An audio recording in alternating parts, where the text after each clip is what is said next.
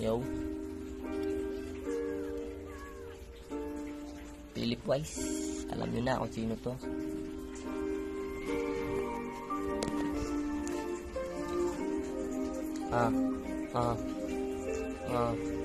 Yeah.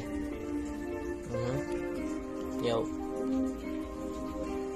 Ang kaalaman na pumapasok sa isipan, wag mo ipagpaliban ng matuto ka sa bayan. Dahil daming kasabayan, ang talento pinagkitaan, di na pwedeng maabala at mayabangan ng magulangan. Ng mga kupal ay wag tularan, bagong galaw, pag-isipan, gintong pananaw, sisipagan, di naniwala, di sisikatan. Di ko kailangan mga hiyawan, sapat na sa'kin ang magagalang at kasiyahan ng mga tunay, ibabaunin hanggang sa hukay, men.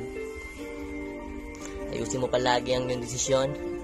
Di lahat ng desisyon may daan pabalik. Kaya pag-isipang mabuti, huwag padalos-dalos.